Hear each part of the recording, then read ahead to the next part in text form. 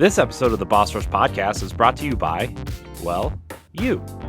If you want to learn how to support the Boss Rush family of podcasts, head to bossrush.net or our Patreon at patreon.com/bossrushmedia. Thanks for helping us build something better.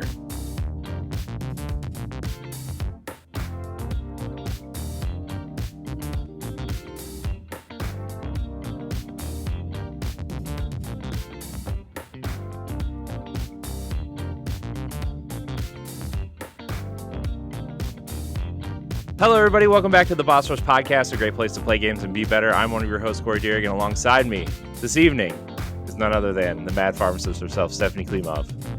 Man, I almost thought you were going to introduce me as the PC muscle race, but thankfully not. Sorry.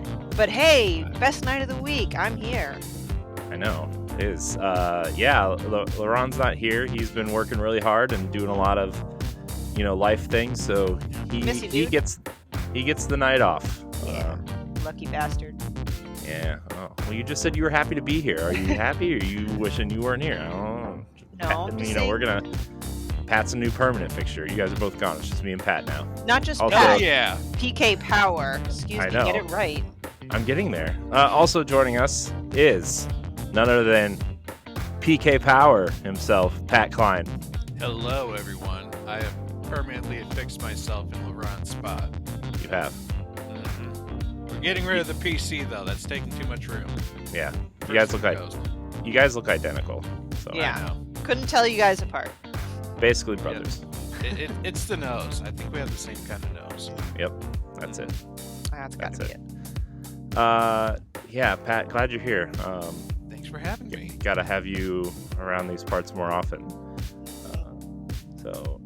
We have a special guest tonight.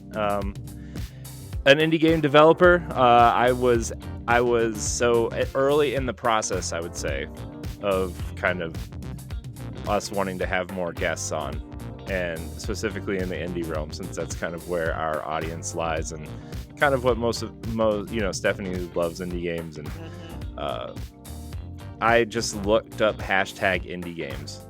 And I was just scrolling on Twitter for probably 15 minutes, just like, okay, I'll follow this person. I saw the coolest game. Like, it looks like a cross between like Crosscode and Unsighted and Sea of Stars. It has like this look, this combination and animation of all these things. So we have Richard Beharry, the creator of Awakening, the developer. So this whole thing is new to me. I literally, the stuff that you're posting on Twitter is what drew me to the game. I know nothing else. I don't know if you have a team, but anyways, Richard Beharry's here. Hello, welcome to the show. Thank you for having me. I'm really honored to be here today. I'm an indie developer, I guess part-time indie developer from Canada, and I'm currently working on a side hustle, which is called Project Awakening for right now. It's cool. You sent me the logo for our thumbnail. I gotta say, the pixel art and animation, at least on your Twitter and stuff, is incredible. Like, Are you doing this by yourself? Is this a solo thing? I've been blessed working on this project. I've been working on it for a long time, and it's kind of a mix right now, because as I was working on this project, there's some art that is my own creation, but I quickly learned that it's very difficult to make video games. It's very difficult, and to do everything by yourself, it takes dedication. So most of the pixel art that you see is not mine.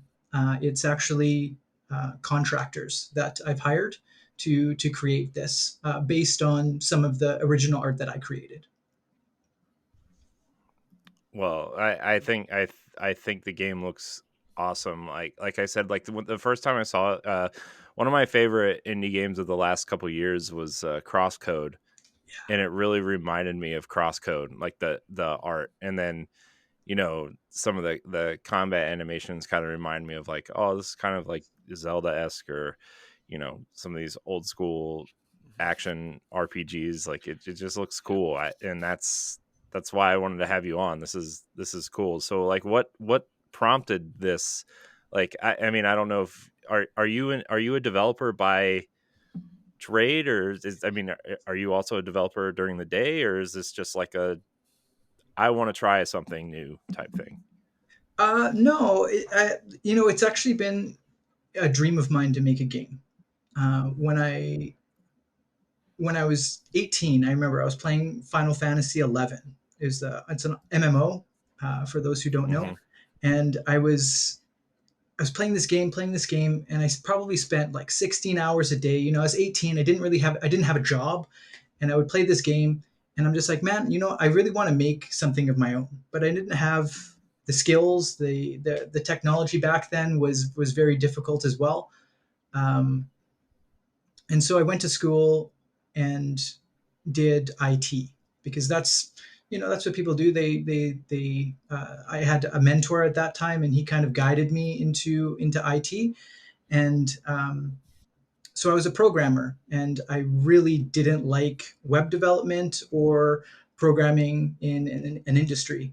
So that's what I'm doing now, unfortunately. But um, it's what I do now is I work for Bell Canada, and I do disaster recovery and data protection, in addition to SAN management. So it's really boring to me. Game development is what my passion is. But fortunately, my job allows me to do indie development on the side. So I can do it indefinitely, as long as I have the drive and motivation to kind of to do it. So I really love that. That's so cool. Pat, were So you gonna jump in? yeah, Richard. So I've taken a look at this. This game does actually look pretty neat. To me, it reminds me of Secret of Mana. Was that like an inspiration to this game? Like the character sprites kind of look like, kind of have that uh, more fluid animation that Secret of Mana had back in this Super Nintendo days. Yeah, Seiken Densetsu 3 was definitely Hmm. one of the major inspirations. When I first started doing game development, I had no idea what to do, and I was using Game Maker Studio, and I was very happy just kind of getting some sprites on the screen to move around. So the first game that I ever made, the first prototype I ever made, was a Seiken Densetsu 3 remake. Um, it, Nice. it turned out pretty good. It turned out pretty good, and And that's Square kind of purchased it and made it for the PlayStation 4. yeah, yeah. That was you, right? Yeah. Trials of Mana is great. Sorry. Oh Uh, man. So, what are you using? Are you still using Game Maker for this as your engine platform? No, I actually switched off Game Maker and moved on to Unity. The main purpose for that was, as I was kind of like learning on Game Maker, the inexperience of programming and building a larger project kind of like made a lot of bottlenecks in terms of development. So I decided to switch to Unity to do the development, partly because the asset store, and because it's way easier to onboard people into Unity than anything else. So in my current project, Project Awakening, I've been lucky enough to get two team members onto my team, one for marketing and then one for business. So we branded a new studio to kind of take this on, but it's rebuilt in Unity. Nice. So, like, what?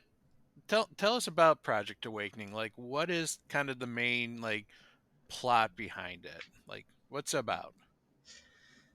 So we're actually doing an application for CMF, which is the Canadian Media Fund, and part of that application is defining what exactly the project is about, and coming up with some very concrete timelines and what makes a game. So Awakening right now is a retro style action RPG with roguelite elements and two playable characters. So that's kind of the sales pitch. It's in terms of a story. It's basically about what does it mean to be a hero, and so the game premise is to challenge the general RPG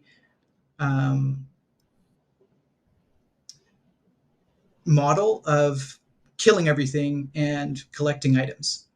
So in this game, you can actually beat it without killing anything, similar to Undertale. Nice pacifist route. That's pretty awesome. Nice. Yeah, that's Can cool. you do vice versa and then also could do the genocide route with it Absolutely, absolutely.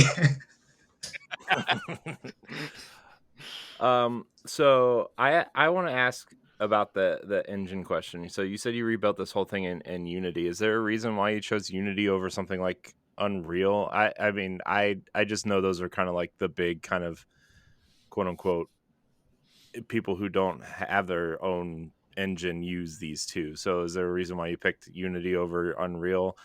Does Unity offer any perks similar to Unreal? I don't really know. Yeah, Unity and Unreal, they do a lot of the same things. I mean, Unity is very good because it allows for 2D and 3D, like a blend, and Unreal, I believe, is just 3D. So for me, in my comfort level and what I'm actually capable of doing, I chose Unity just because I'm more familiar with C# and the engine itself. I spent a lot of time just kind of learning, so that's why I chose it. But I know that with Unreal is kind of like the industry standard now. Yeah, I was just curious. And I know some people prefer Unity over Unreal for specific things, especially in a 2D game. I think a lot of people prefer Unity, especially for pixel-based 2D games. So I was just curious. Yeah. So let's dive into some questions from our community. We Wadaberry asks a ton of questions. She asked, where do you see your game and yourself 5 years from now? Like, I'm gonna piggyback off that and ask, like, do you see yourself like trying to put this on everything? Do you see yourself trying to explore a Game Pass / PS Plus route? Like, I mean, I'm sure you kind of just want to get this game finished and out the door and say you made a game. I mean, that would be amazing as well. But have you thought about stuff like that? Yeah, absolutely. Right now, the goal is to get it out on PC, aiming for like a Steam release. So right now we're kind of working on getting a Steam page up, and there's a lot to kind of getting a very good Steam page. But in a couple of years, the goal would be to release it on Steam, and if it's successful, if there's motivation and drive for more, the idea would be to release it on Switch, and that's the target platform of choice because I love Switch, and PlayStation and Xbox probably last. I know Corey might be hard to hear that, but Xbox, yeah. It's fine. Yeah, but the goal would be to release it on every platform, if possible. Yeah. This seems like the type of game that would exist and thrive on Switch or whatever Nintendo plans on doing within the next couple of years. Unfortunately, the Switch is probably coming to the end of its life cycle in the next 18 to 24 months. And so I mean, I would imagine it would be really hard for me to imagine a world where Nintendo doesn't attempt just a more powerful version of this console, and that things like your digital purchases are backwards compatible at least, right? For sure. Yeah, I would So hope so. That would suck to lose the entire Switch library with a new system. oh, you mean like the Wii U and the 3DS? Yeah, sure. I was there. But I would imagine something like this existing on Steam Deck would probably be awesome too. Mhm. I don't have a Steam Deck. I'm very non PC gamer, so I refuse. Just That's kidding. why you have Laron. I know. But she also asked what has been the biggest lesson in your experience as an indie, she says publisher, but developer really. I guess publisher too. Are you going to self-publish? Have you talked to anybody about publishing? Like, I mean, I don't know if you're that far in development or not yet. As of now, I want to do like a self-publish, mainly because I want this is my baby, and I don't want anybody to take away any Mm-hmm. of the creative rights or like force me to do something that I'm not really wanting to do. Um, so part of it is that's the goal to get it out the door, either on personal funds or right now we're like I said we're doing an application to the Canadian Media Fund to get some money from them. That's cool. I know Canada offers a lot for game developers, especially independent developers. Is that a driving force behind continuing this project too? I mean, I don't really know how all that works, I guess. Yeah, absolutely.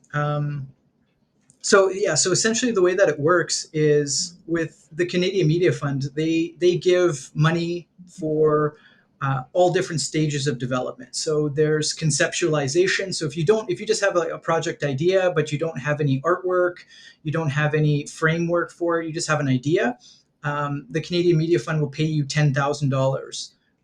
Obviously, this is Canadian, so it's not that much if you have to pay in American, but they'll give you 10 grand to create a concept for a project.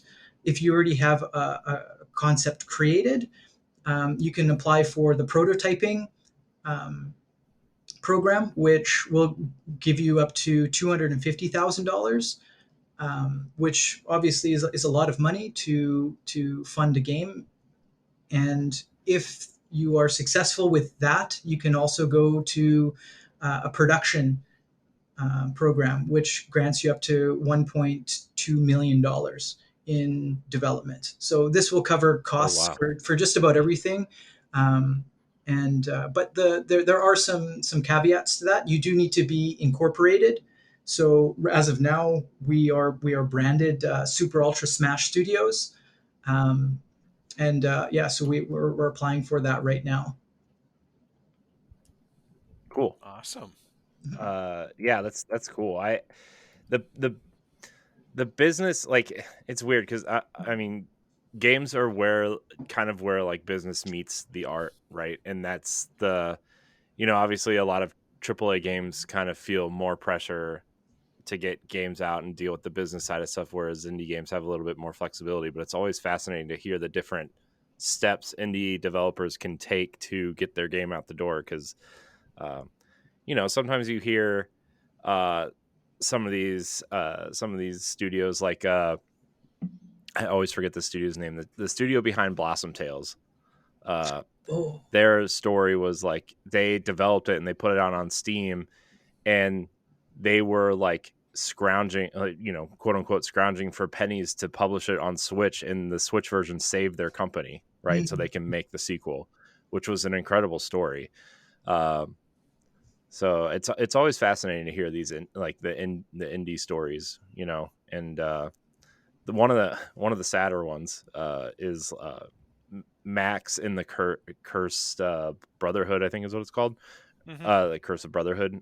Like, that studio got funding from Microsoft, and Microsoft published the first run of the game, and then once they got it out on other platforms, they had to shut the studio down because Microsoft owned the IP and they didn't have the rights to make the sequel. This was like early Xbox One, before Game Pass even existed.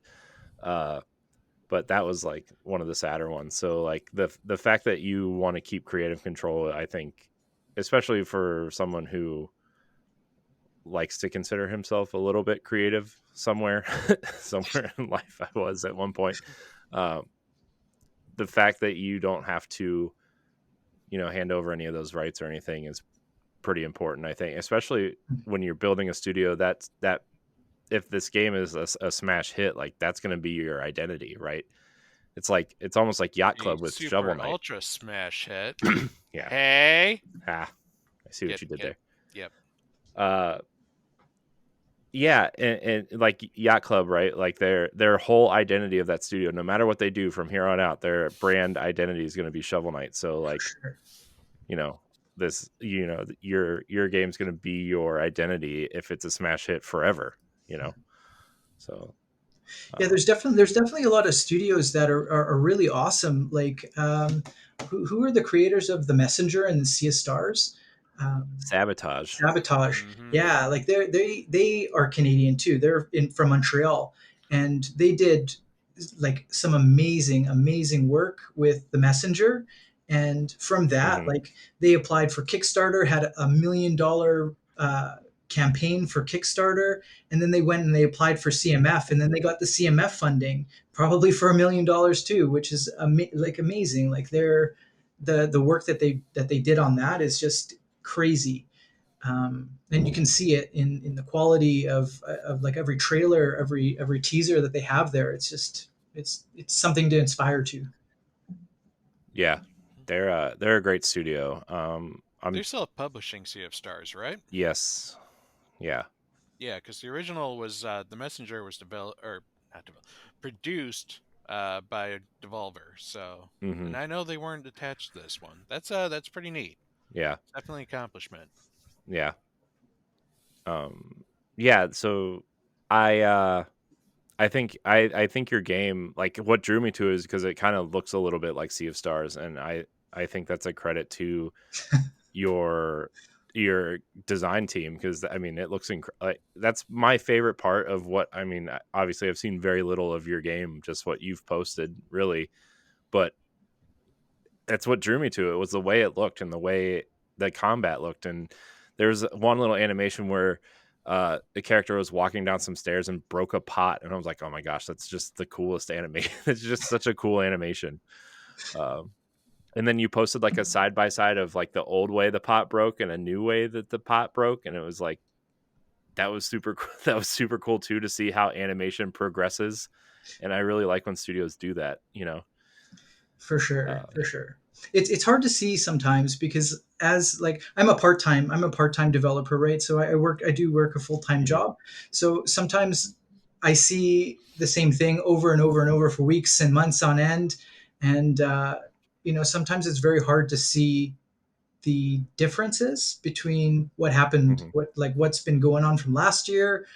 So keeping spreadsheets of things that are completed is very important to kind of keep motivation going, because if you're doing this over and over and over, sometimes it's very hard to keep motivated. So you definitely need to take the time to look back and see how much you've progressed as a developer and as a person.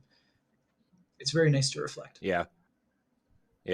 Also, like, when you post stuff like that, it means you are a tinkerer and a perfectionist, I feel like, which is, I've not that this is anywhere close to the same thing, but I've kind of gone through and redesigned all of our thumbnails and like refreshed all of our logos and stuff. And it's like, I gotta stop tinkering, but I see something and I'm like, I like the way it looks, but it can be better. And so I'll sit there and like laser focus on this thing for like a week, and I got to get it all done. Cause once one's done, I can't just leave it alone. I have to go back and do the rest of them. But that was something I noticed, that it's just like, I like when you care enough to notice something that it can be better, and so you not fix it, but make it look cooler, So I have a question regarding no questions. Damn it. Just kidding. No. So you mentioned how like you kind of felt discouraged a little bit until you like saw what you've actually accomplished. Like, what would you say is probably one of your biggest accomplishments, or like something that you like challenged yourself and you actually really liked how it turned out? Just recently, we had to come up with a new method of development. So part of it is how do we produce a game within 2 years, and within that 2 years this game has to be tested and playable, bug free as much as possible. So part of what we were doing with our current framework was, we had to keep building the game in order to test it. And so just recently we kind of looked at it and we're just like, okay, if we program it with scriptable objects, so scriptable objects within Unity is just kind of like a container of data. And the nice thing about scriptable objects is you can edit them on the fly. So while the game is running and is built, you can change those variables and it will affect it in real time.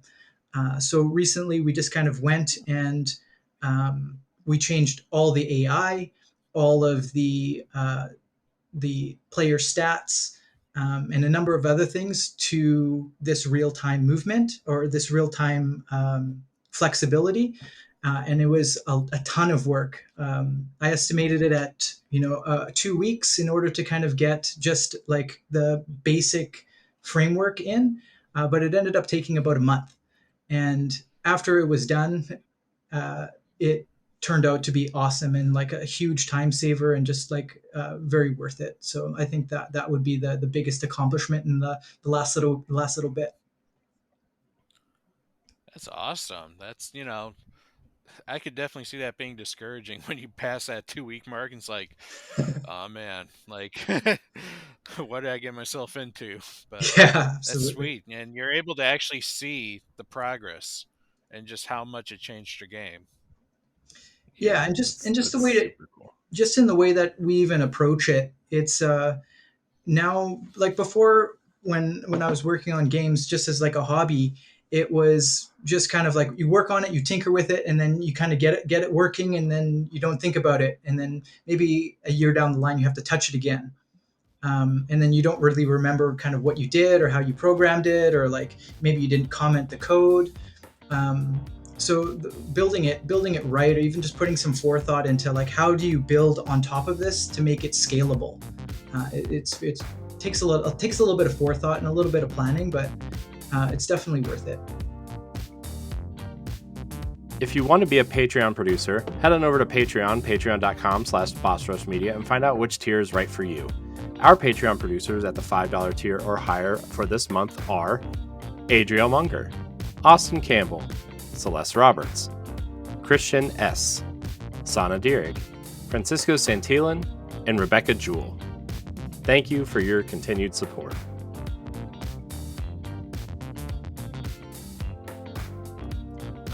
So we have a few more questions for you to answer. If you can, what advice do you have for others who want to follow in your footsteps?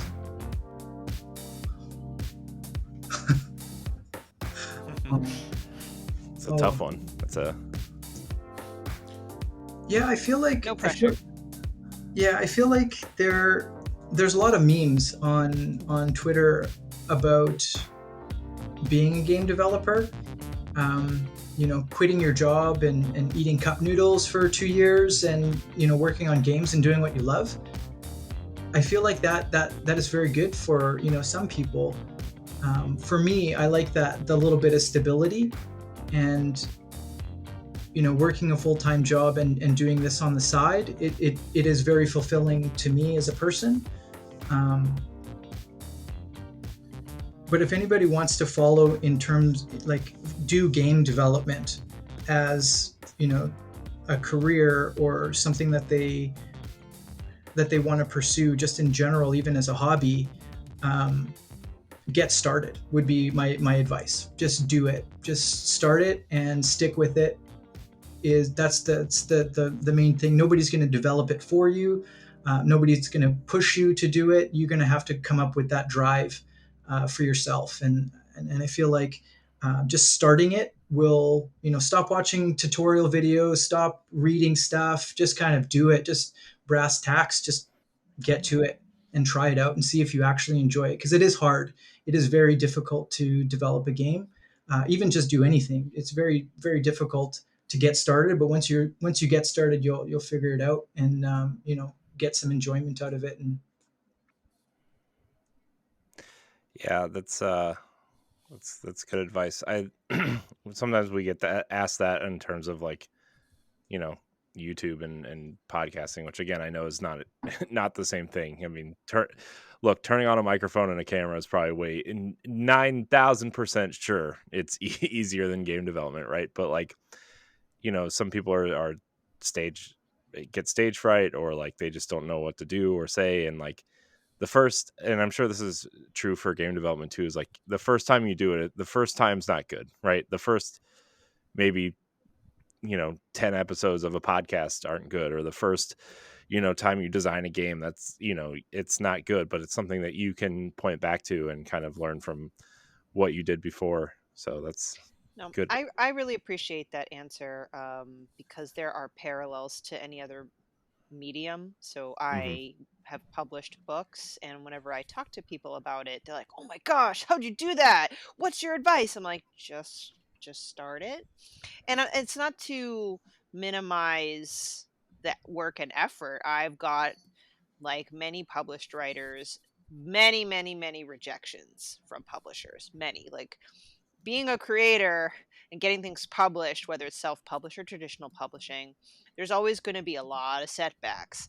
But taking that in stride, the hardest part really was actually just starting it, and the rest kind of, because I think, especially with creators, we are our own worst enemy. So if you could just take one step at a time, you're doing what the majority of the rest of the population are not doing.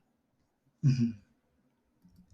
Yeah, it's very easy to be distracted in this world. There's so many things to distract you. There's so many new TV shows that are coming out every day. So many new video games that are coming out to every single day, and like it's very easy to be distracted. Too many video games coming. Yeah. And it's very easy. I'm doing research. Yeah,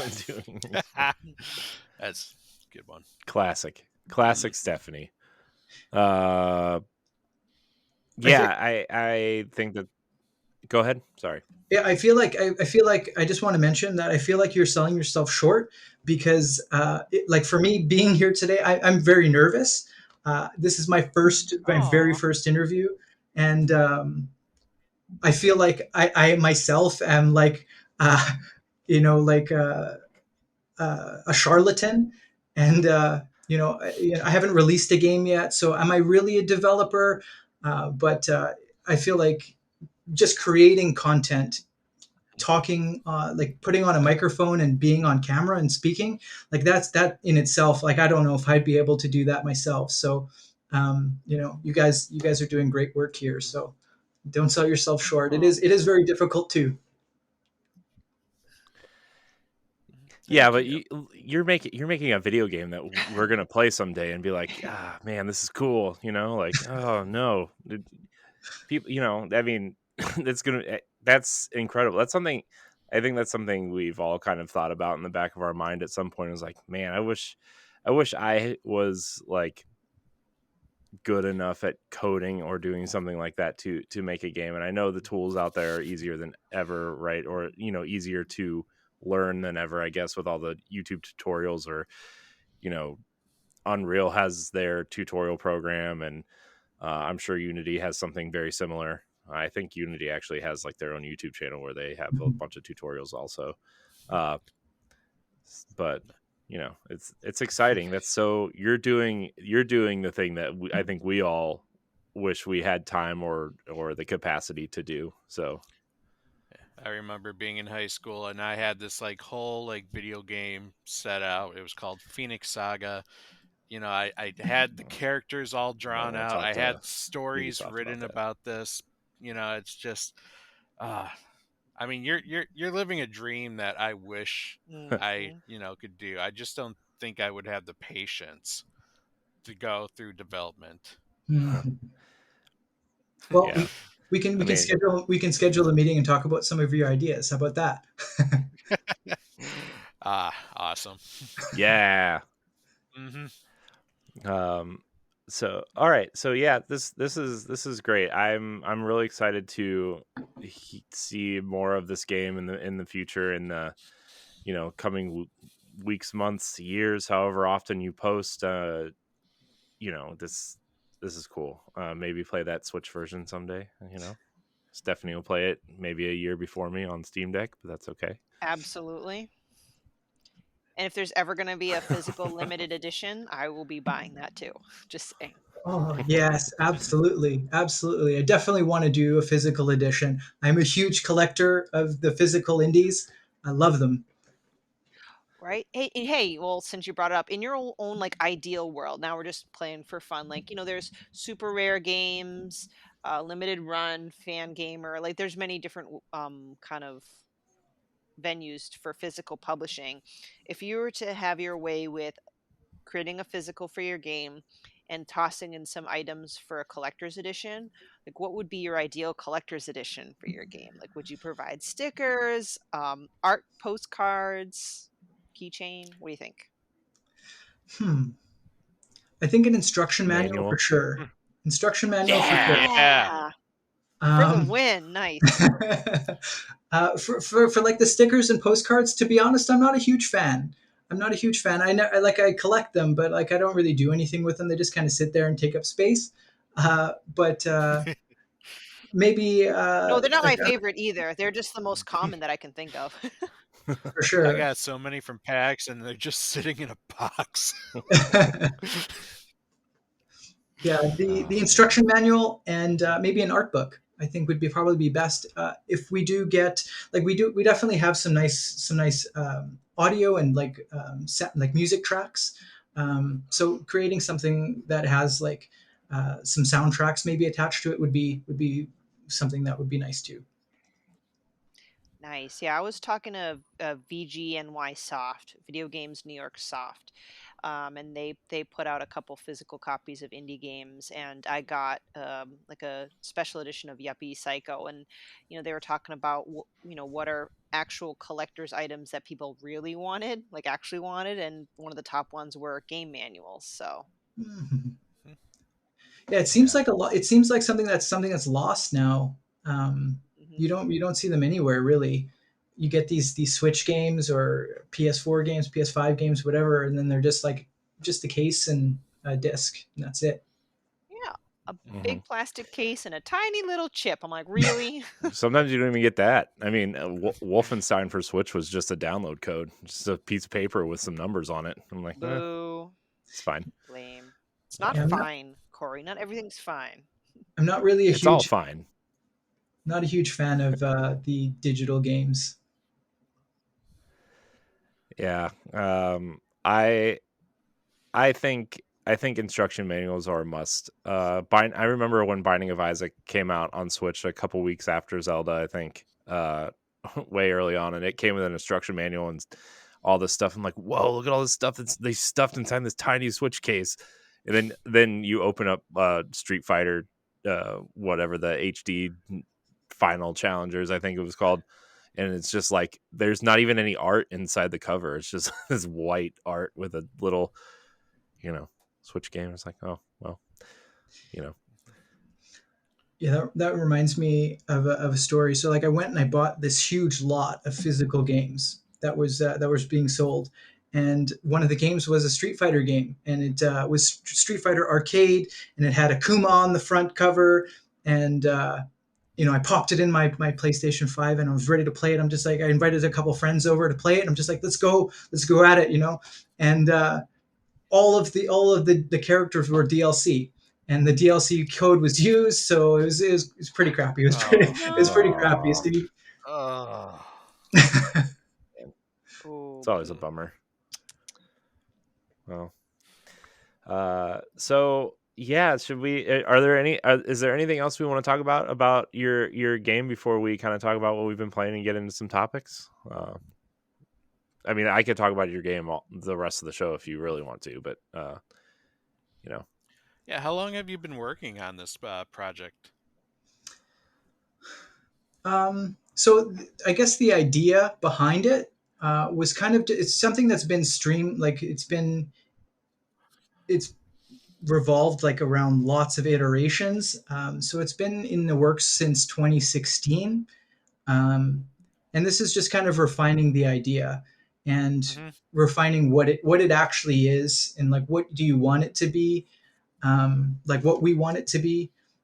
Uh, so it's been in the works for a long time, but I feel like now that I've got some people, I got two people on my team, and they're really really phenomenal. I'm really grateful that they're with me on this project. They've helped kind of define what the goal is and what the end goal is. So at this point, we're kind of working toward a plan of 2 years to be released, and we have a very good goal, and now it's written all on paper, and the plan is kind of in the works. So yeah, it's coming along.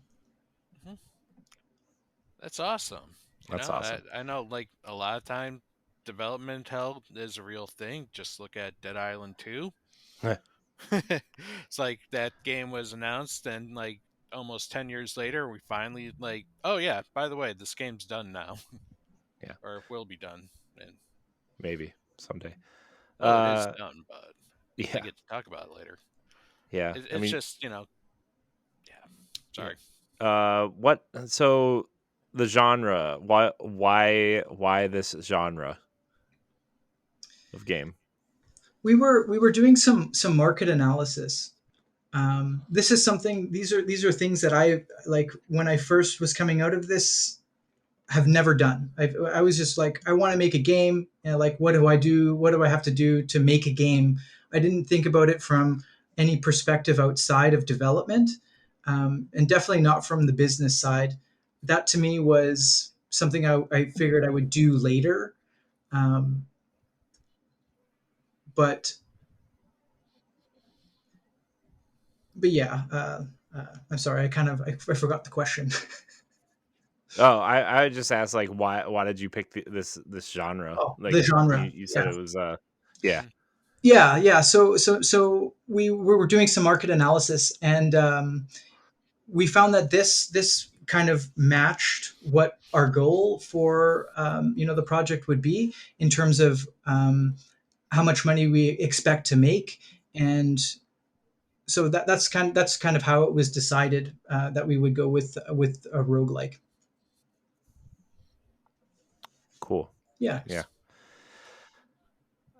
Well, this is very insightful from a indie developer. Just like it's super cool to see a project, almost, I don't want to say in its infancy, but like in develop, like, you're deep in development now, and this is cool. I can't wait to see what the finished product is, and we're going to be championing this game here from here on out. Like, this is cool. uh I'm really glad I found you. Hashtag indie games. Those hashtags work, guys. They work. Yeah, I'm definitely going to be looking for some play testers to kind of give some honest feedback. Maybe not right now, but a little bit along the line. So definitely going to keep you guys in mind if you guys are interested in that sort of thing. It still will be early on, but would be loving to have you guys try it out if that's something you're into. Yeah. Awesome. I'd love to try it. Have you One last question before we get into what we've been playing. Have you thought about early access, like Steam early access stuff? Yes, yeah, we definitely thought about it. That is undecided at this point, but it's definitely something on the radar that we're looking into. Cool. Well, Project Awakening. Uh, the Awakening logo you sent me is super cool. By the way, I love it. It's so cool.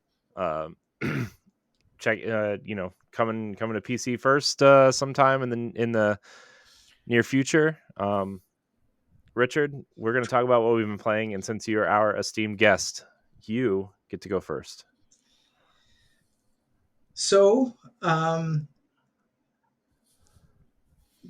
last month I completed Majora's Mask on the 64. Yeah, For the first time? For the first time, yeah, and it was really awesome. I really loved it. My wife wanted me to play this, and she was encouraging me to get an emulator, and I'm just like, no, that's not going to happen. So I went and I got the physical N64 cartridge and played it how it was meant to be played, and it was really amazing. I really enjoyed it, especially knowing that they came out with this game within a year, using a lot of the assets from what's the game called now? I can't draw a blank. Ocarina of Time. Ocarina of Time. Yeah, so it's really amazing. Awakening will definitely have some elements of this game as well. Mask trading? Is there gonna be mask trading? Not mass trading. The time loop. The time loop. Okay. Okay. Okay. Okay. But yeah, like that was the most recent game that I completed. I love playing League of Legends outside of that. So I was actually playing a couple of games today of League of Legends. For me, that PvP experience is one of the best. Most frustrating, but one of the best. Yeah, it's one of those games, man. It sucks you in. I'm a big Destiny player, so like I know, the multiplayer stuff. I know what you're feeling, sort of. I don't play MOBAs, but it's got that kind of feel to it. You get so frustrated. You're almost at that win, or you make that big comeback at the end. So good. For sure. Outside of that, I was playing Young Souls, which is an indie game. It's like a co-op brawl or like a beat 'em up, and I was playing that with my wife. We did it co-op and got through the whole experience. It was actually really fun. It was really fun. Nice. Cool. What's it called? Young Souls? Young Souls. Yeah. The art style is really interesting.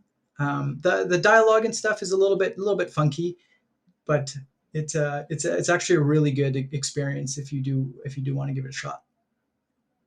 Oh, this is on Game Pass. In your expert opinion, would you say it's better than Teenage Mutant Ninja Turtles? Don't go there.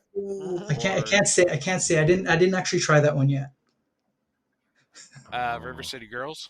I didn't try that one either.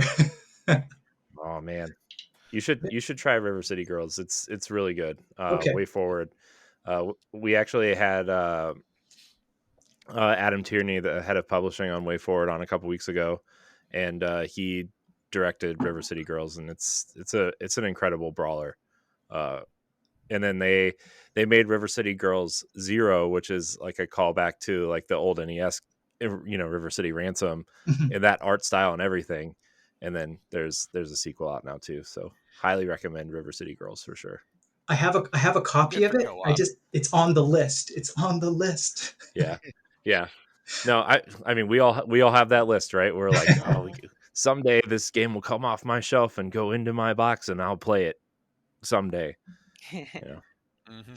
That's definitely one of the biggest struggles. That's definitely one of the biggest struggles of like, do I work on this or do I play the game? Yeah. Yeah, it's the lifelong struggle. So, Pat, what are you playing? All right. Well, for those who know me, I have a goal of playing and beating 30 games this year. I managed to get through number 14 this week, and that 14th game was Dead Island 2. Nice. Ooh. You're on a roll, dude. Thank you very much. I'm starting to wonder if 30 was too little. So I got a question about that. So is that 30 complete or just finishing the game from start to finish? Um, it's usually from start to finish, but I do very much like try to do as much as I can in these games. So like if it's Dead Island 2 is one where I did finish, and then I continued playing some of the post mission quests in it. Otherwise, like I do the 30 games aren't just like small games either. Like there can be some massive ones. I did finish Octopath a couple weeks ago. Octopath 2 or sorry, Octopath Traveler 2, and that game took me over 90 hours. Jeez. Damn. Yeah. And I expect Zelda's going to be, at least in the 100-hour range. Oh my And gosh, Zelda's that's gonna be got so to be good. in the complete category for me. Zelda scares me. Yeah, it's I'm looking forward to hearing what reviewers are going to say. Hopefully they come out tomorrow. Dungeons, guys, they're back. Oh, don't ruin it. Gosh. Sorry. Spoiler. I went and hopped on, side note, on our Twitter chat, and that's the first thing I saw. I'm like, F. Dang it. Oh. Not dungeons, just mountains everywhere. Yeah, okay. Mountains. Too There we late. go. Anyway, keep going. Yeah. So Dead Island 2 was I played Dead Island and Dead Island Riptide, and I enjoyed these games. It's kind of like an open world zombie game, survival game. But the second one went through a developer hell and went through actually 3 developers before they landed on their 4th developer that made the game. And I thought they did a pretty good job. They, instead of doing an open world, they did kind of like open segments. Like you have the whole of LA, but there's a Bel Air segment. There is a Beverly Hills segment, Hollywood Boulevard, Venice Beach. Instead of connecting them all, like there is a load screen between these connections, and I feel like those bite-sized chunks allowed them to make more detail to their level design. The gameplay itself is an absolute blast. Like this might be one of the most goriest games I've ever seen. Like the gore physics is almost art. Like you hit someone in a certain place, and the flesh rips off, and you can literally, like, after you beat or kill a zombie, you can literally just keep beating it and watch like parts of it like just fly off. They put a lot of detail with like how would a zombie be dismembered, and it's I gotta say it made it very satisfying. Like I don't consider myself a violent person, but it's like there was something soothing about it. Wow, you got some something you want to get off your chest there, Pat?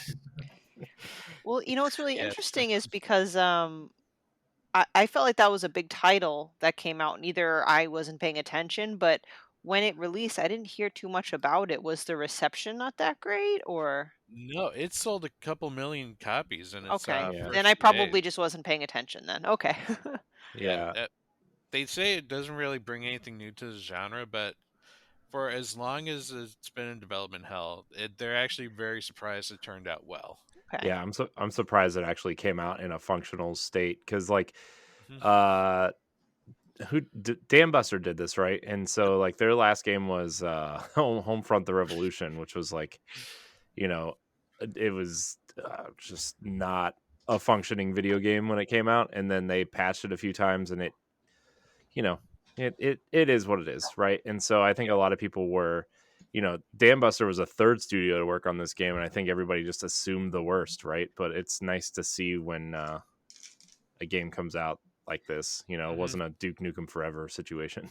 Well, here's what Yeah. kind of is a pet peeve of mine in gaming. Like, people need to sit down and relax about not every game needs to be this new state of the art genre breaking revolutionary thing. Like, yeah, Mhm. that would be great once in a while to keep things fresh, but not every release has to be like that. You just need to be not broken for the most part. Yeah, not broken and just fun to play and just good. Like, and also the other thing with open worlds, like not everything has to be an open world to be a good game. Those are the two things that I always hear criticized about titles, and I'm like, can you just shut the fuck up? If it's a good game and it works, then it's a good game.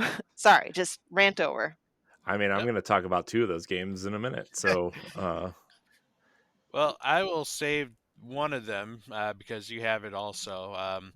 I did go see the new Guardians of the Galaxy movie over the weekend, so it immediately made me think I have yet to finish Guardians of the Galaxy, the video game. oh, it's so good. So I immediately re-downloaded it, and Yay. I'm about halfway through it right now, and it's they got the spirit of the Guardians of the Galaxy so perfect in that game.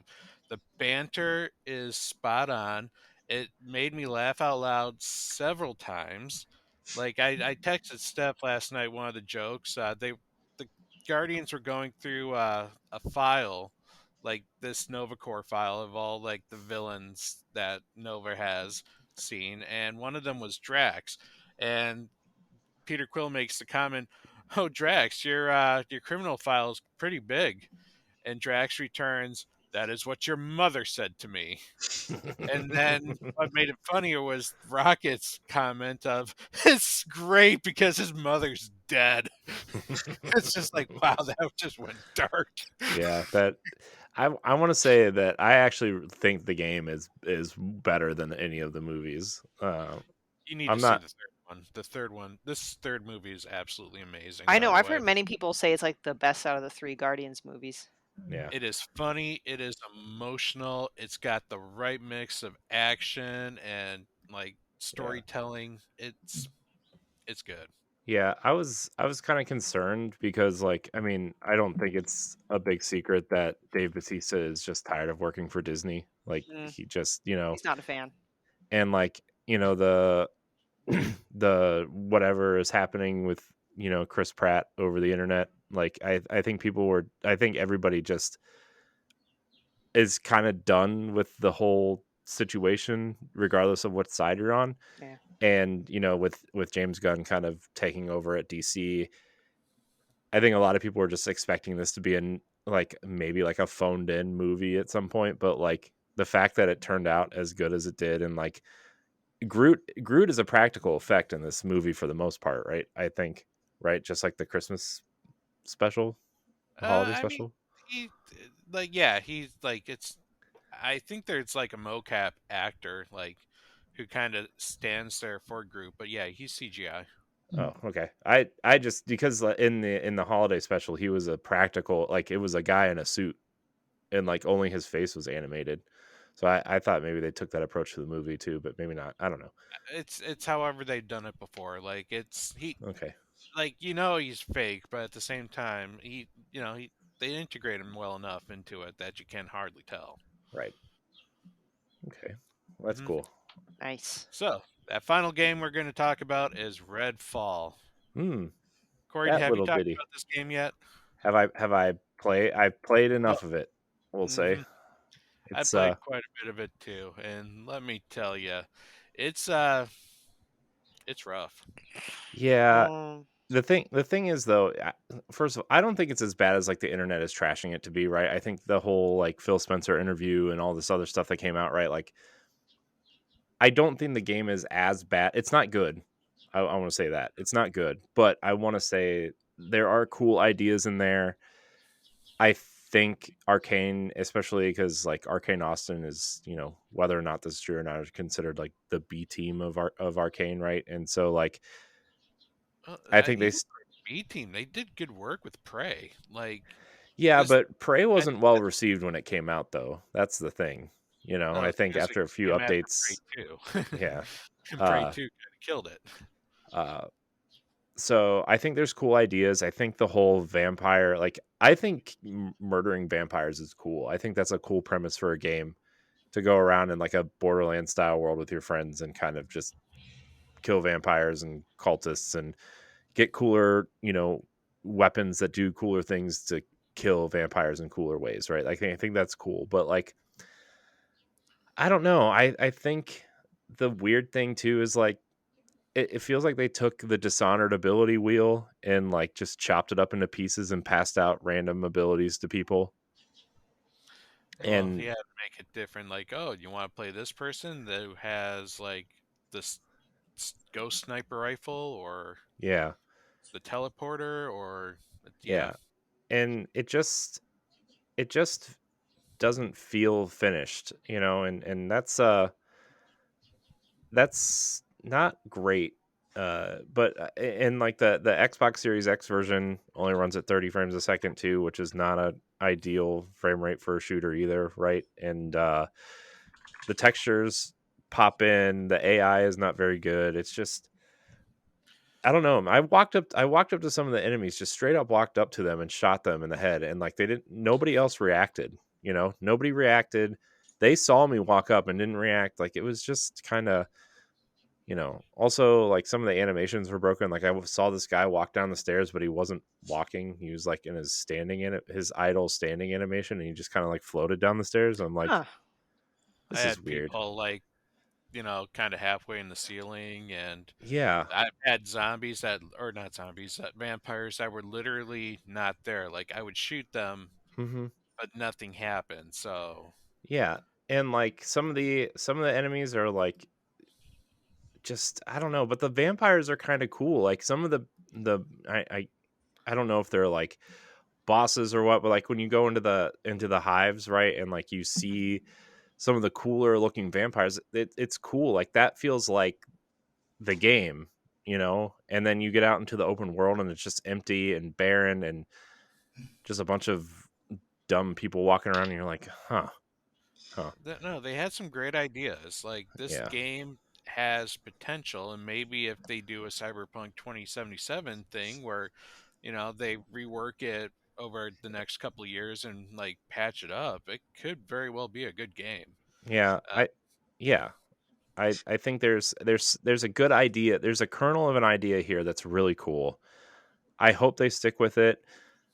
I don't know if they will or not. I know Arcane is hiring for their next project, but I think that's Leon, which I'm assuming is going to be Deathloop 2, since the voice actor kind of just came out and basically said he was working on the whatever the code name was for Deathloop 2, you know? mhm. And so yeah, Redfall is interesting. It's definitely on the back burner for me now, especially with Zelda coming out, right? But like, Yeah. it's if they fix it, I will go back, because I think it's a cool idea. But if Microsoft kind of comes in and says, hey, let's just move on, we're just going to write this off as a speed bump for us, we're, you know, going to move ahead and kind of Well, figure out what's Phil next. Phil did promise he would get some of that stuff fixed, like Yeah. especially like 60 frames a second. He said that was one of the promises he gave us, and that didn't go through. So he wants to make sure it does. Yeah. That's a very Yeah, that's but actually a very Redfall is. that's actually a very unfortunate Go thing. ahead. It's unfortunate that the industry kind of does that, where if this game were to be pushed 6 months or a year, how good would it be? If the open world was fixed, less cookie cutter assets and more, maybe if it was zoned and instead of having open world, some of the game design elements just kind of refactored or redone completely to just make it better. Like, it's kind of sad to see that all these developers, hundreds of developers probably, put in all these years of work just to see a project kind of burn and then be abandoned. It's really unfortunate. Yeah, and we've seen Microsoft and other companies stick with the games, right? I mean, look at Sea of Thieves, right? I mean, that game it wasn't broken when it came out, but there's nothing to do really, right? And now it's secretly Microsoft's like second biggest game behind Forza, right? Is like, Sea of Thieves is huge. Destiny was the same way when it came out. The Division was the same way.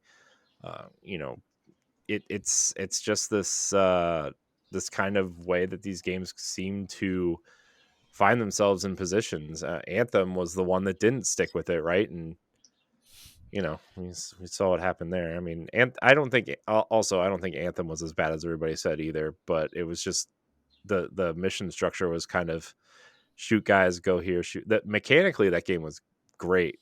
It was the surrounding aspects that was rough, but you know, these games as a service, you gotta launch great with a roadmap now, right? There's no more No Man's Sky in these things now, right? You got to come out with a plan and a product that resembles a finished product now. Mhm. You know.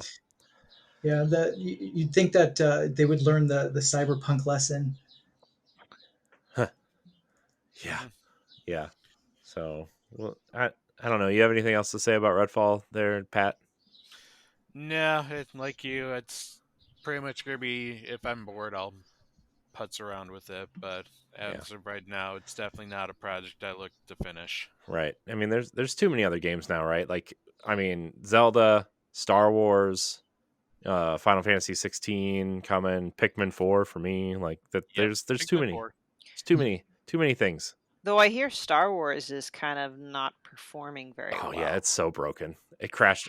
I that's on the back burner for me too until they fix it too. Like it's I loaded it up. I haven't even gotten past like the first part of the game because it crashed on me 4 times. Oh my Wow. gosh. I've seen the opening cutscene. It's great, and then I start like walking around and doing things, and it's like gone. I Wow. mean, the story's been pretty good, but like you, I've had a crash where I lost like 45 minutes of playtime, and Hmm. it's just I will go back to it once I cool down from that Hmm. because I don't want to replay that segment. I Yeah, hated that segment. Oh no. and I want to play it because I love Fallen Order, but like Fallen Order had the same issue, right? Where like it launched in a not so great state either. Uh, and I'm wondering. So I heard this discussion the other day, and uh, Richard, maybe you can comment on this since you're a developer. But like Fallen Order wasn't developed for SSDs in mind, whereas Jedi Survivor it's been developed for PS5, Xbox Series X, Xbox Series S, and a wide margin of PCs with and without SSDs, right? And so they've had to kind of figure out what the middle ground is for that. And that's what's causing some issues with the game is that they don't like until everybody transitions to an SSD, like they're just going to keep having these issues. Yeah, So you get that it's hidden loading screen with mhm. like you go through and crawl through a little small corridor for 2 seconds or for 5 seconds or whatever, so it can load up the data. It's amazing now the technology that we have with like PlayStation 5 and SSDs and like the super fast processing of GPUs. Like we can have open worlds like Elden Ring that just loads up seamlessly. There's very little loading with Final Fantasy 16. They're coming out. They pride themselves on like 4 seconds of loading. That's it. Everything else is going to be a cinematic experience to lock you in that seat without moving for hours and hours on end. So like it's amazing what they can do nowadays, and it's kind of it's cool how they made some of these loading screens and just kind of being able to process, go from one level to another, um, making it immersive. But now with it's kind of almost irrelevant. You don't need to crawl through those corridors anymore, so there needs to be a middle ground for that. Yeah. Yeah. Stephanie, what are you doing? What are you playing? So I know I dabbled in a lot of games the last time we recorded, but I've whittled it down to one game prior to Tears of the Kingdom coming out, and I'm still playing Roots of Pacha, believe it or not. I really got into it. If people missed last week, it is technically a farming sim, and it's been many years since I played a farming sim because it's one of those things where I played my first one ever, Harvest Moon 64, loved the heck out of it, but couldn't really get back into it ever again, only because every single Harvest Moon after that was just the same. And I just, come on, really?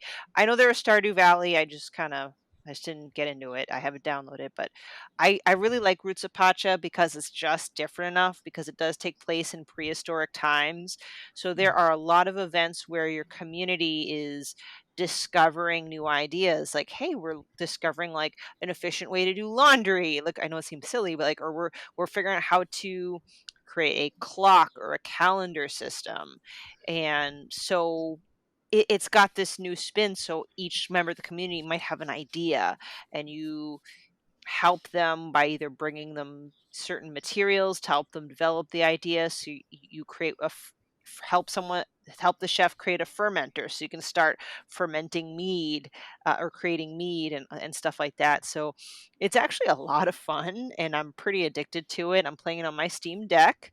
Um, I'm in the fall of the first year, and I'm doing everything that I usually do, where um, I have animals, which in this case are like llamas. I have a baby saber-toothed tiger as a pet. It's pretty awesome. And I'm growing traditional and non-traditional crops. Like I'm growing buckwheat, garbanzo beans. I forget, chilies. Anyway, so I can go on and on. It is a lot of fun. I mean, there's still also the romance part, and it's also fun. I'm trying to figure out who likes what, and so it's such a nice palate cleanser in between major third-party games, and always happy to support an indie developer and publisher. So that's honestly what I've been focusing on, because as of Friday, it's gonna be pretty much Zelda. Yeah. Yeah, Zelda, man. That's gonna be a good time for about 6 weeks, and everybody's gonna hate us for it after about 4. It's fine. It's fine. So I actually played a ton of video games this weekend and last week, because Nice. so I stayed up late on Thursday, because this weekend was my wife's birthday. And so like I was like trying to clear my weekend of recordings and editing and stuff. So after Tower Casuals on Thursday, Ed and I stayed up and recorded a kind of like a light episode of Nintendo Power Block. And I got everything edited, processed, uploaded, everything done on Friday morning. And that way my whole weekend was clear. So I started, so Sarah Bond from Xbox has been championing Ravenlock for so long, and it came to Game Pass, and I'm like, okay, I'll check it out. I played that game the whole weekend.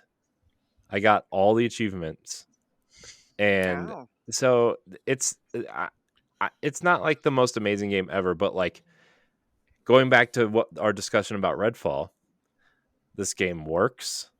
It doesn't crash. It runs well. Like nothing is broken.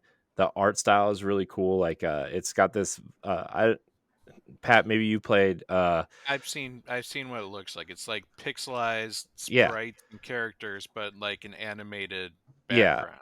Yeah.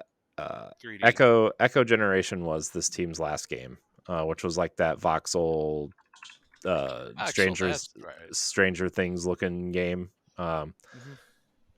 And this is a kind of like a Zelda light mixed with Alice in Wonderland, and there's three major areas with dungeons, and you kind of go through and you have to kind of save Wonderland by doing this, and then you collect the 3 emblems to open the castle door to go fight the queen to save the land.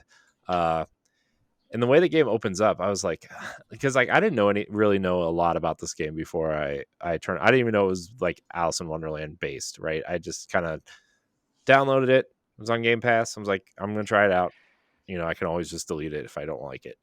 The first night I played it for like 3 hours, which is a long time for me.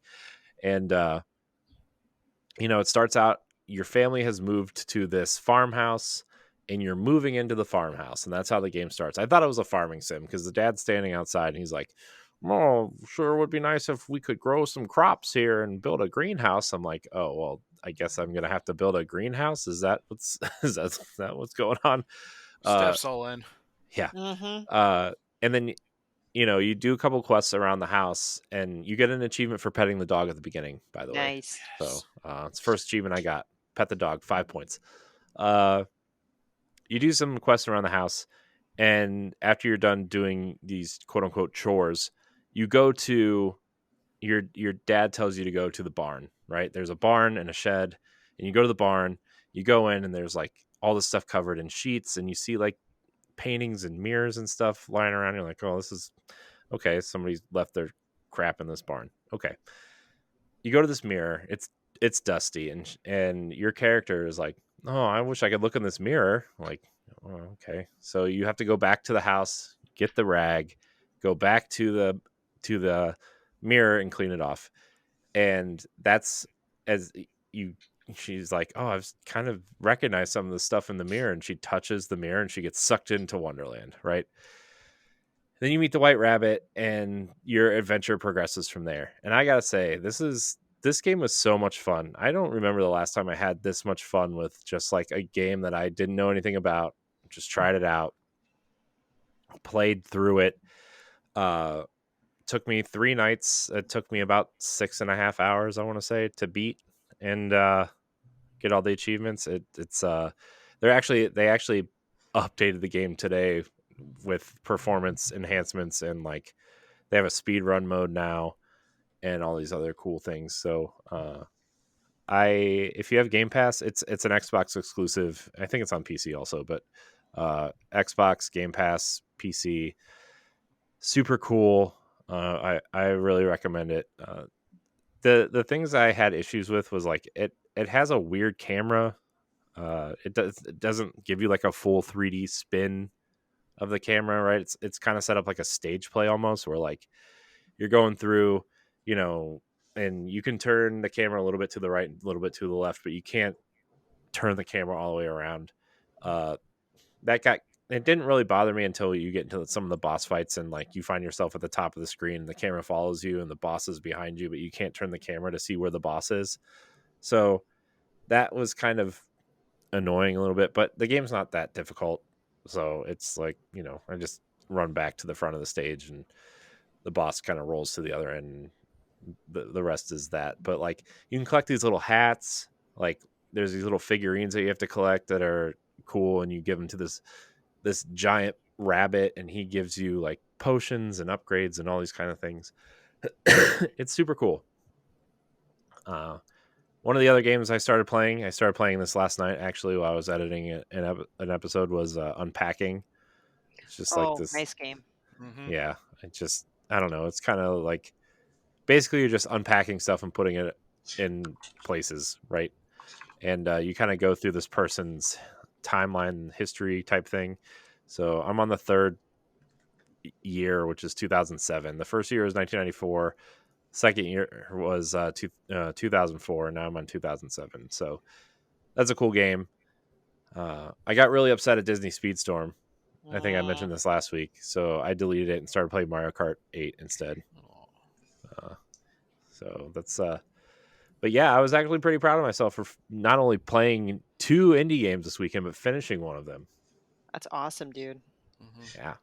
There was a devlog on Unpacking about how they recorded all the sounds for it. It was actually really amazing because like they have like everything that you touch has its own unique sound, and so they recorded like 5 or 6 different like button presses for each item and each surface, and it was really cool, really interesting. Oh, that's cool. Cool. Yeah, there's one of the buttons like rotates items, right? And I was trying to rotate a bunch of the items, and one of the items is a Rubik's Cube, but instead of rotating the Rubik's Cube, it like turns the Rubik's Cube, and you get an achievement for solving the Rubik's Cube. So it's kind of cool. It's not that difficult, guys. You just press B until it's done. It's not like you're actually sitting there like, oh, I got to turn it left this time. You just keep hitting B until it's done. But it was cool because I was like, oh, I see the colors are moving, so I'm going to try to finish this. And what do you know? 60-point achievement pops up. Thank you for reminding me about achievements. That was probably the cardinal sin about Redfall, is that they have odd number achievement points. I know. There's some with 7. There's some with 4. I now have a gamer score that I cannot get a perfect like 5 or 0. 5 or 0, and that's gonna make me mad because now I'm gonna have to play it till I get a perfect 5 or 0. Yeah. The thing for me with Redfall, or with that, is Lego Pirates of the Caribbean has odd numbers. There's only 2 odd numbers in that game, but one of them is worth 3 points, and then the odd number one is 97 points. It's like, oh my Why? gosh, what are you doing? What are you doing? What are They're you making doing? people. They're tracking Nobody, people with OCD. That's what they're doing. They're like, nobody, nobody you have likes to odd finish number my game now. achievements. No, end your achievements in 5 or 0. I beg you, Richard. I will not play your game if it has an odd number Mental. achievement. It's noted. It's noted. I'm only half kidding. So yeah, that's what I've been playing. We've actually been going for like almost an hour and a half. So I don't know. Do we want to get into any topics real quick, or should we call it there? I mean, I think this was a great conversation. I think we had a lot of great. I have a question for you guys, if that's okay. Yeah. All right. So for me, video games have changed my life and changed. Video games. Everything in my life revolves around video games now. So my question for you guys is, how have video games impacted your life?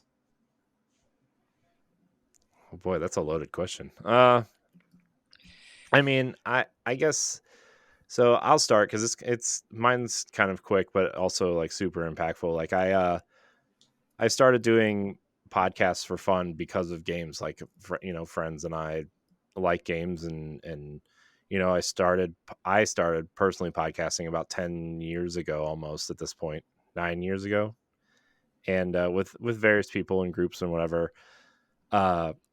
But this group currently, Boss Rush, and our YouTube channel and our podcasts and the things we talk about and do with games and stuff got me my current job. It had nothing to do with like my resume. Maybe they looked at it, but like my boss has come out and told me several times that our podcast and our YouTube channel was the main reason why he hired me. That's awesome. And I wouldn't be doing this. I mean, maybe I would be podcasting about something else. I don't know if I didn't play video games. I don't know. Maybe not. But like video games have totally changed and impacted my life in that way. And I mean, I'm sure we've all been there where like our parents growing up were like, don't play those video games, or there's rot your eyes or something. I don't know. They're bad for you. And I think that video games offer a lot more than maybe somebody who doesn't play realizes, right? Like stories and cool characters and interesting puzzles and gameplay. Because I think people just think of Mario and people think of Call of Duty, right? That's and Fortnite probably now, but like, don't forget Grand Theft Auto. Oh yeah, I forgot about that teaching too. kids how to jack cars and beat criminals. Yeah. So I think this medium has impacted me in a lot of different ways, but that's like the main one, and I'm forever grateful that video games exist, and that, I mean, of course my wife's the person that made me apply for the job, so I have to throw her in there too. I'll throw her a bone, but yeah, it's kind of crazy how this hobby of mine and kind of what we're trying to build into something bigger got me my job currently, which is, I produce videos and podcasts for an IT marketing company, and we have events and all kinds of things, but like that all stemmed from my knowledge of streaming and podcasting and video editing and just things that I've kind of taught myself over the years. So Nice.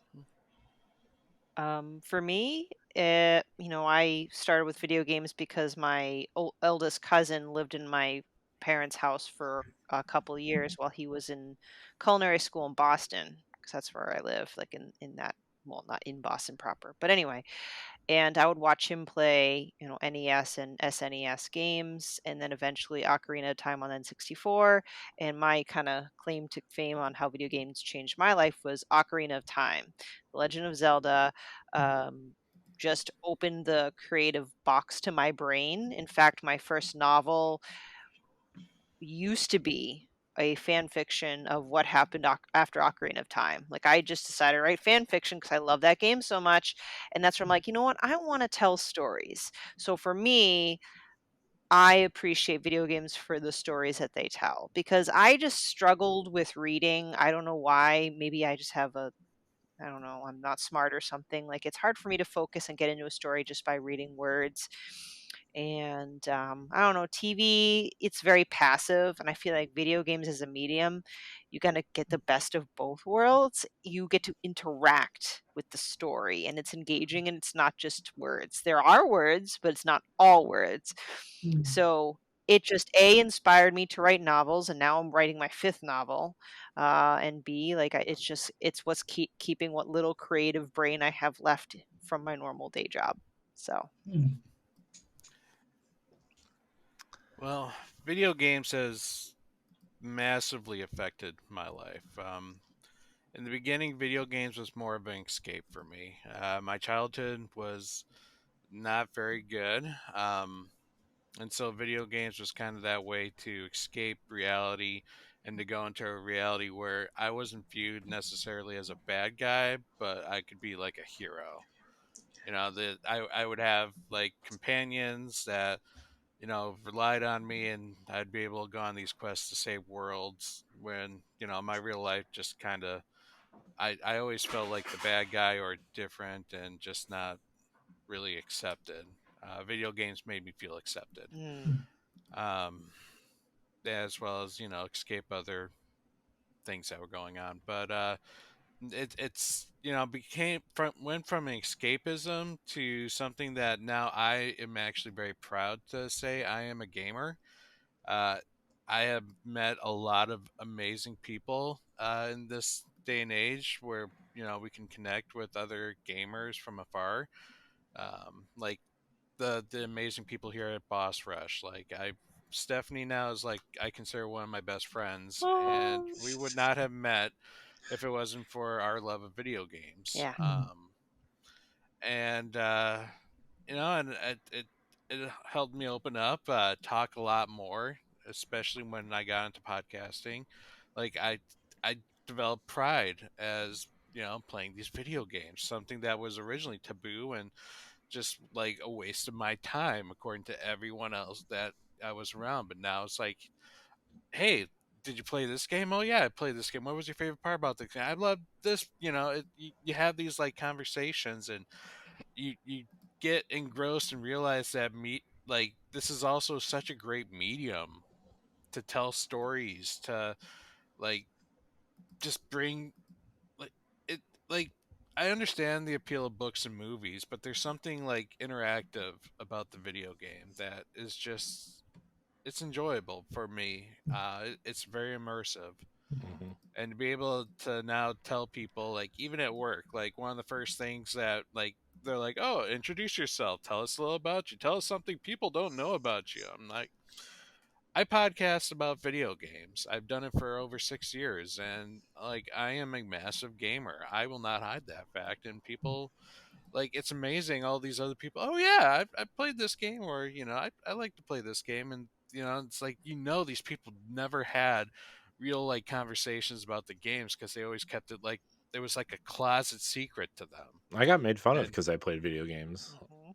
yeah, same as a kid, and like yeah, not people still think of me as a geek, but I'm a geek that's passionate about this, and they accept that, and it's not like a bad make fun of. It's like, hey, he may be wasting his money on this stuff, but at least he's passionate. We about own our geekness now. Yeah, You wear know- it as a badge of honor. Yeah. You know what I used to tell what I used to tell my mom when she used to tell me to stop playing spending so much money on video games. Used to tell her at least I'm not buying drugs. Oh, Yep. yes. You didn't like that. So, Thank you. moms. Thank you Am I right? Thank you for that. That definitely brings a lot more motivation into my life. I feel like all of your answers have my game development journey and my journey in life that has revolved around video games. all of your answers have it's definitely resonated with me at least a little bit. So I'm very grateful for that. Thank you. Thank you for asking. It was fun Yeah. to talk about. No one ever asked those questions. That Yeah. was like, whoa. Yeah, I mean, like Pat said, I think the podcasting part of it, at least, helped. I mean, we would not know. None of us would know each other. Whether it's us three or, you know, I mean, even Richard. Like if we we would have never even known you existed if it wasn't for podcasting or games or us just trying to find cool, interesting people who just share the love, and whether it's the same way or a different way, and I'm very grateful for the friends and people that I've met and the friends that I've made doing this. Right. I mean, I consider everybody that's part of Boss Rush in general, like more of a friend than any of the people I know in real life, and it's that bond over gaming, and Absolutely. And Mhm. it's Boss Rush that opened my eyes that there are games beyond Zelda. I kind of joke and not joke, but like that's where I ended up really falling in love with indie games. I'm like, I found kind of my niche. And now, not that I'm like a super powerful influencer by any means, but like now that I am more exposed into the industry, I can share to other people via the podcast all these amazing indie games that maybe the average person just isn't aware of, not like on purpose, but it's same thing with indie authors and indie film people. Like it's challenging to get seen, so it's great to be able to have an active discussion and share all these wonderful indie games that I've either played or heard about or talked to the developer with. So Mhm. And I mean, a lot of people too. Like I used to, like, it would take a lot for me to play an indie game.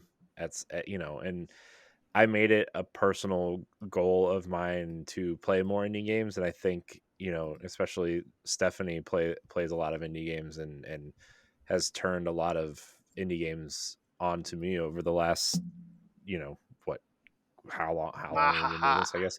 So, like, I'm grateful that I'm still finding new games and learning about new games too, because I'm a huge Destiny player, and like it doesn't get really any any more AAA than that, right? Or Horizon, or even Zelda at that point. But like finding something like Ravenlock on Game Pass, or N++, which is a game that I really adore. Or it's just games. They're great. They're great. But I think we're gonna call it there. Richard, thanks for joining us. This was Mhm. awesome. I'm glad that we found you and had this great conversation. Do you want to tell people where they can find you or your game if they want to check it out or read up on it, or just look at the awesome animations and Mhm. screenshots that you post all the time? Yeah, absolutely. I mean, there's still a lot of stuff that's currently in progress, but for social media, I'm pretty skimpy. I don't really use a whole lot. But you can find me on Twitter. My handle is at Beharry Richard, and you can shoot me a message. I'm definitely open for that. And I'm very Cool. grateful for this opportunity to have this conversation with you guys. It was excellent. It was fantastic. It was much better than I anticipated. I was very nervous. I Yay! was very nervous coming on here, and there's definitely that part of me where it's just kind of like I can make an excuse and cancel, and I'm glad that I kind of pushed through that and challenged myself to kind of make it here today because I'm definitely one of those closet introverts. So I'm very Oh, grateful for the opportunity. Thank you guys. I get it. You're always welcome back. Seriously, when Yeah. you've worked Mhm. hard, made some progress, want to chat with us again, like Yeah. we're here. We want to hear about it. Yeah. Thank you. Definitely. If it makes you feel better, I was really nervous reaching out to you as well, because like there's a lot of people out there who are developing games who either like don't Mhm. respond, or Mhm. unfortunately some people just send you a message that's less than positive, we'll say. So Oh. like this, I think the thing too is like this is a unique situation because we're kind of interviewing you in the not the beginning, but like Still your very early on. process, your whole process is kind of beginning in terms of where are we putting this, how long where's our timeline at, and that's a unique perspective that I don't think a lot of people get, because a lot of people developing are so secretive about their games too, and this was cool. This was great. I want to have you back, when the game is further in development, maybe after the game comes out, also to kind of talk about it some more, and we'll definitely be playing it. I'm sure one of us will review it and have an article on the site about it. And this is great. So thank you for coming on. Thank you everybody for listening and or watching. You can follow us on Twitter at Boss Rush Network, at Boss Rush Podcast. You can check out all of our content on bossrush.net. You can subscribe to the YouTube channel. And thank you so much for watching. And until next time, we love you. Goodbye. Bye, friends. Bye-bye. Later. The Boss Rush Podcast is a product of Boss Rush Media, LLC, and is recorded from our headquarters in Akron, Ohio. This show is produced, written, and directed by me, Corey Dirrig. My co-hosts are Stephanie Klimov, LaRon Dawkins, and Edward Varnell. You can find Stephanie at Klimov_author on Twitter and Instagram, as well as on the EXPcast. You can find LaRon at Exodus803 on Twitter, Instagram, Twitch, and YouTube, and also on Crossroads, the video game podcast. You can find Edward at ThatRetroCode on Twitter and Instagram, as well as hosting Nintendo Power Block. You can follow me on Twitter and Instagram at IamCoreyInHD, and find me hosting Tower Casuals, the Destiny podcast, and co-hosting Nintendo Power Block. Find the Boss Rush Podcast on all social media platforms at Boss Rush Podcast. You can also follow Boss Rush Media and Boss Rush Network on all major social media platforms.